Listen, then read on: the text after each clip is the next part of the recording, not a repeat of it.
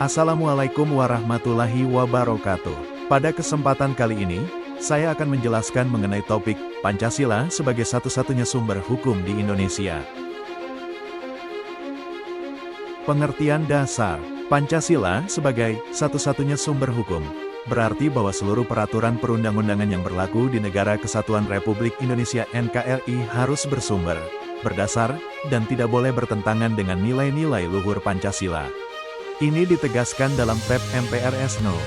20/MPRS/1966 yang kemudian dikuatkan oleh Pp MPR nomor 3/MPR/2000 tentang sumber hukum dan tata urutan peraturan perundang-undangan. Artinya, Pancasila adalah sumber dari segala sumber hukum, the source of all sources of law. Mengapa Pancasila menjadi satu-satunya sumber hukum? Sebagai dasar negara, Pancasila adalah fondasi berdirinya negara Indonesia. Hukum adalah alat untuk mencapai tujuan negara, maka alat tersebut harus selaras dengan fondasinya. Sebagai pandangan hidup bangsa, nilai-nilai dalam Pancasila, ketuhanan, kemanusiaan, persatuan, kerakyatan, keadilan, adalah cerminan karakter bangsa Indonesia. Hukum buatan Indonesia harus mencerminkan karakter ini, bukan meniru mentah-mentah hukum Barat atau Timur.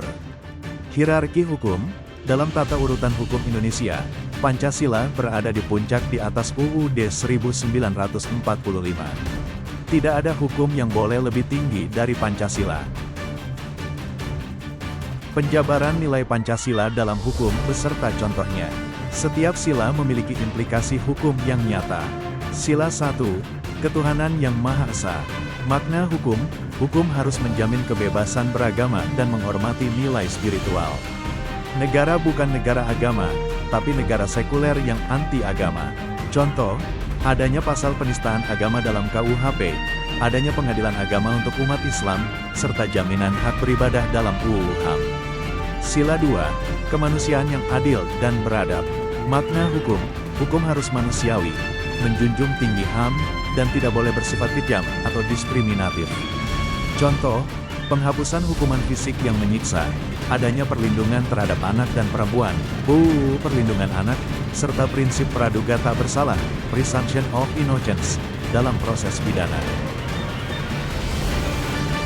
Sila 3. Persatuan Indonesia. Makna hukum, hukum harus mengikat seluruh warga negara tanpa memandang suku, ras, atau daerah. Hukum berfungsi menjaga keutuhan NKRI. Contoh, pasal tentang makar atau separatisme dalam KUHP, UU Bendera, Bahasa, dan Lambang Negara, serta hukum adat yang diakui sepanjang tidak bertentangan dengan kepentingan nasional. Sila 4. Kerakyatan yang dipimpin oleh hikmat kebijaksanaan dalam permusyawaratan perwakilan. Makna hukum, pembuatan hukum harus melalui proses demokrasi, DPR dan pemerintah, dan aspirasi rakyat. Contoh, proses pembentukan UU di DPR yang melibatkan publik, RUU menjadi UU, adanya pemilu sebagai mekanisme pergantian kekuasaan yang legal. Sila 5. Keadilan sosial bagi seluruh rakyat Indonesia. Makna hukum, hukum harus bertujuan menciptakan kesejahteraan umum dan keadilan, bukan hanya keadilan prosedural, teks undang-undang, tapi juga keadilan substantif, rasa keadilan. Contoh, UU Cipta Kerja, tujuannya investasi dan lapangan kerja, UU Perlindungan Konsumen, serta putusan hakim yang mempertimbangkan rasa keadilan masyarakat, misalnya kasus pencurian ringan versus korupsi. Kesimpulan, Pancasila sebagai satu-satunya sumber hukum berarti bahwa jika ada sebuah undang-undang, misalnya UU Waris atau UU Pidana, yang isinya bertentangan dengan nilai Pancasila, misalnya mendiskriminasi agama tertentu atau tidak adil, maka undang-undang tersebut cacat dan dapat dibatalkan melalui mekanisme judicial review di Mahkamah Konstitusi. Terima kasih.